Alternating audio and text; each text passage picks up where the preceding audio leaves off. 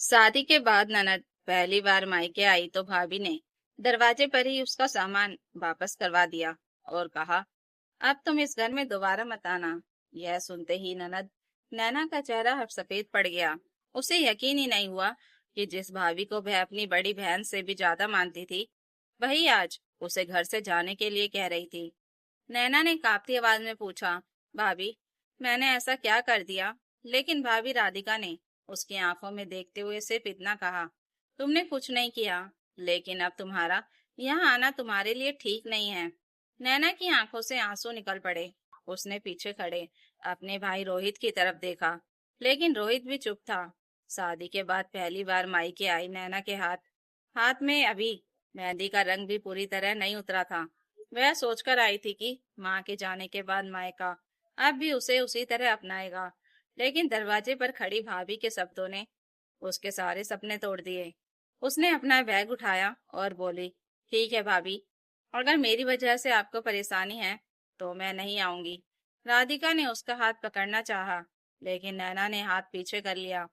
नहीं भाभी, अब आप चिंता मत कीजिए। मैं समझ गई हूँ कि शादी के बाद लड़कियां अपने मायके में मेहमान ही रह जाती हैं।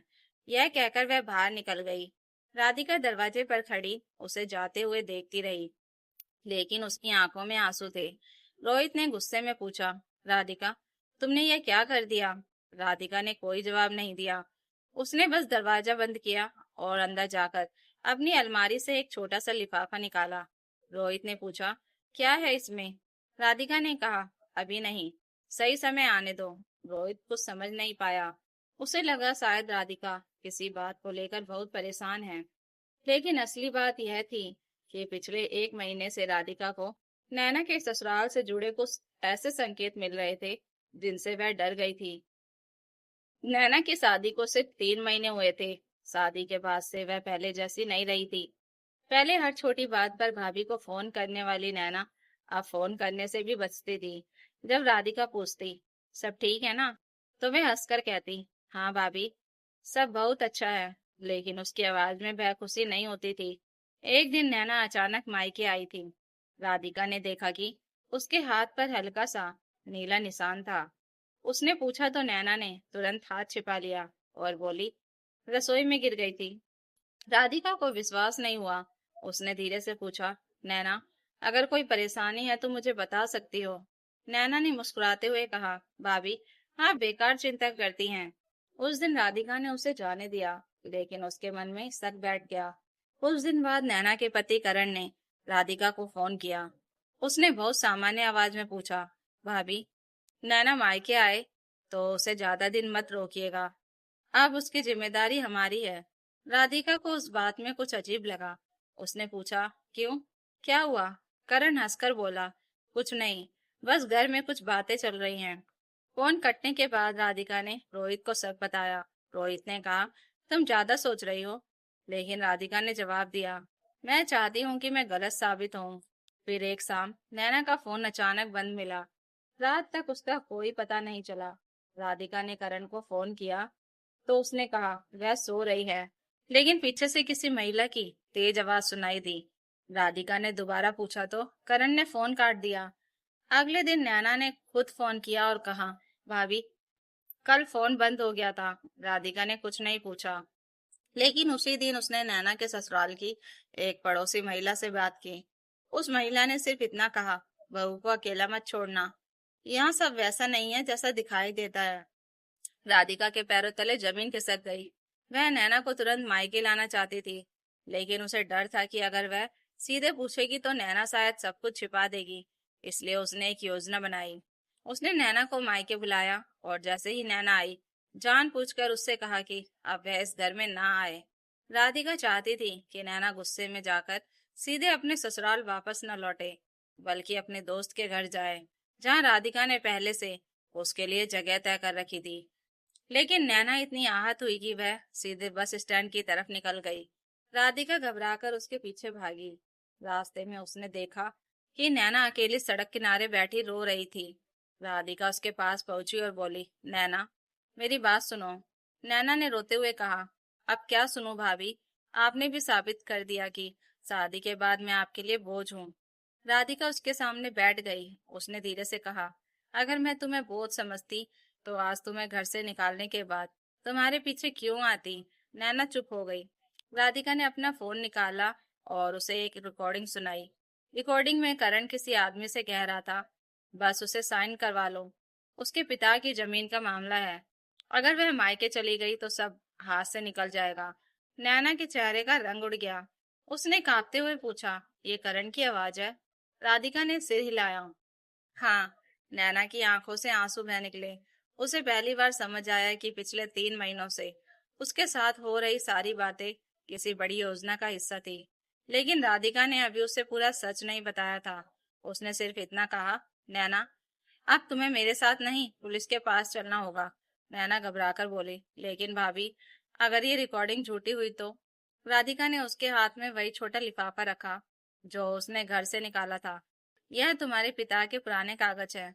तुम्हारी शादी से पहले उन्होंने एक बात मेरे सामने कही थी और आज मुझे समझ आया कि उन्होंने मुझे यह जिम्मेदारी क्यों दी थी। नैना ने कांपते हाथों से लिफाफा खोला। अंदर एक कागज था जिस पर उसके पिता के हस्ताक्षर थे। नीचे सिर्फ एक लाइन लिखी थी, अगर कभी मेरी बेटी को उसके ससुराल में अपनी जान या संपत्ति का खतरा लगे तो यह कागज उसी दिन खोलना। नैना ने कागज पढ़ा और भाभी की तरफ देखा।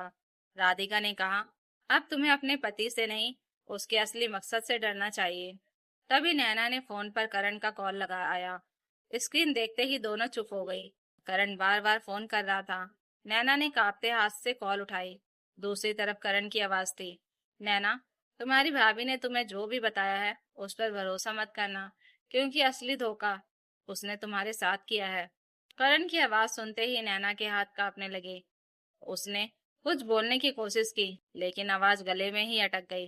राधिका ने उसके हाथ से फोन लिया और स्पीकर ऑन कर दिया। करण, तुम क्या कहना चाहते हो? राधिका ने पूछा। दूसरी तरफ कुछ सेकंड खामोशी रही। फिर करण बोला, भाभी, आप नैना को मेरे खिलाफ भड़का रही हैं। जो रिकॉर्डिंग आपने सुनाई है वह अधूरी है। राधिका ने शांत आवाज में कहा, तो पूरी रिकॉर्डिंग तुम खुद सुनाओ। करण चुप हो गया। नैना ने पहली बार सख्त आवाज में पूछा, करण, मेरे पापा की जमीन के कागजों का तुम क्या करना चाहते थे? करण ने तुरंत बात बदलने की कोशिश की। नैना, तुम मेरी पत्नी हो, तुम्हें मुझ पर भरोसा करना चाहिए। नैना की आंखों में आंसू थे। भरोसा मैंने किया था, तभी तो 3 महीने तक तुम्हारी हर बात सच मानती रही। करण ने फोन काट दिया। नैना कुछ देर तक बिल्कुल शांत बैठी रही। फिर उसने भाभी से पूछा, आपको ये सब कब से पता था? राधिका ने कहा, शादी के कुछ ही दिनों बाद मुझे शक हुआ था, लेकिन मैं चाहती थी कि तुम्हें खुद सच्चाई दिखाई दे। तुम्हारे पापा ने तुम्हारी शादी से पहले मुझे कुछ कागज दिए थे। उन्होंने कहा था कि अगर कभी तुम्हें लगे कि तुम्हारे साथ गलत हो रहा है तो मैं तुम्हारा साथ दूं। नैना ने कागज फिर से देखा। उसमें लिखा था कि उसके पिता ने अपनी जमीन का एक हिस्सा नैना के नाम कर दिया था और बाकी संपत्ति का अधिकार उसके भाई रोहित को दिया था। लेकिन उस जमीन की कीमत बहुत ज्यादा थी। करण को शायद उसी जमीन के बारे में पता चल गया था। शादी के बाद वह नैना पर बार बार कागजों पर हस्ताक्षर करने का दबाव डाल रहा था। कभी कहता कि बैंक का काम है, कभी कहता कि जमीन की देखभाल के लिए दस्तावेज चाहिए। नैना ने कभी शक नहीं किया, क्योंकि उसे लगता था कि पति उसकी मदद कर रहा है। राधिका ने कहा, तुम्हें याद है, पिछले महीने तुमने कहा था कि करण तुम्हें एक फाइल पर साइन करवाना चाहता है। नैना ने सिर हिलाया। हाँ, वही फाइल जमीन बेचने के कागजों की थी। तुम्हारे पिता ने शादी से पहले ही उसकी कॉपी मेरे पास रख दी थी। नैना की आंखें खुली रह गई। लेकिन भाभी, अगर आपको सब पता था तो आपने मुझे पहले क्यों नहीं बताया? राधिका ने उसकी तरफ देखकर कहा, क्योंकि अगर मैं सीधे कहती कि तुम्हारा पति तुम्हारी संपत्ति के पीछे है तो शायद तुम मेरी बात पर विश्वास नहीं करती। और अगर करण को पता चल जाता कि मुझे सब मालूम है तो वह सबूत मिटा देता। इसलिए मैंने तुम्हें आज घर से निकाला। नैना की आंखों से आंसू बह निकले। आपने मुझे घर से नहीं निकाला था, मुझे बचाने के लिए ऐसा किया था। राधिका ने उससे गले लगा लिया। तुम मेरी ननद नहीं हो नैना, तुम मेरी छोटी बहन हो। अगले दिन दोनों रोहित के साथ पुलिस स्टेशन पहुंचे। राधिका ने रिकॉर्डिंग कागज और करण के भेजे हुए मैसेज पुलिस को दिए। पुलिस ने जांच शुरू की तो पता चला कि करण पहले भी नैना के पिता की जमीन के कागजों के बारे में जानकारी लेने की कोशिश कर चुका था। उसके एक दोस्त ने फर्जी दस्तावेज तैयार करवाने के लिए एक वकील से संपर्क किया था। मामला गंभीर था। कुछ दिनों बाद करण को पूछताछ के लिए बुलाया गया। वहां उसने पहले सब कुछ झूठ बताया, लेकिन जब उसके फोन की चैट सामने रखी गई तो वह चुप हो गया। उसने आखिरकार माना कि वह जमीन अपने नाम करवाना चाहता था। नैना को यह जानकर सबसे ज्यादा दुख इस बात का हुआ कि जिस इंसान के साथ उसने जिंदगी बिताने का सपना देखा था, वह उसे पत्नी नहीं बल्कि संपत्ति का रास्ता समझ रहा था। उसने करण से रिश्ता खत्म करने का फैसला किया। कुछ महीनों बाद नैना अपने मायके वापस आ गई, लेकिन इस बार जब वह घर के दरवाजे पर पहुंची तो राधिका पहले से बाहर खड़ी थी। नैना ने मुस्कुराते हुए कहा, भाभी, अब तो मुझे घर से नहीं निकालेंगी ना? राधिका की आंखों में आंसू आ गए। उसने नैना को गले लगाकर कहा, अब तो जब तक मैं हूं तुम्हें कोई इस घर से नहीं निकाल सकता। नैना ने हंसते हुए कहा, उस दिन मुझे लगा था मेरी भाभी ने मुझे पराया कर दिया। आज समझ आया कि आपने ही मुझे अपना समझकर बचाया था। रोहित भी दोनों को देखकर मुस्कुरा रहा था। उसने कहा, मुझे तो उस दिन समझ ही नहीं आया था कि राधिका ऐसा क्यों कर रही है। अब समझ आया कि मेरी पत्नी मेरी बहन से नहीं, उसके पीछे छिपे खतरे से लड़ रही थी। राधिका ने कहा, ननद भाभी का रिश्ता अगर सिर्फ मजाक और त्योहारों तक रहे तो वह रिश्ता अधूरा है। असली रिश्ता तब है जब मुश्किल समय में बिना किसी लालच के एक दूसरे के साथ खड़े हों। नैना ने अपने पिता की तस्वीर के सामने हाथ जोड़कर कहा, पापा, आपने जाते जाते मुझे अकेला नहीं छोड़ा था। आपने मेरी भाभी के रूप में मेरे लिए एक पहरेदार छोड़ दिया था। उस दिन नैना को समझ आया कि मायका सिर्फ वह घर नहीं होता जहाँ शादी से पहले लड़की रहती है। मायका वह भरोसा होता है जहाँ बेटी बिना डर के लौट सकती है। और राधिका ने साबित कर दिया कि हर ननद भाभी का रिश्ता लड़ाई का नहीं होता।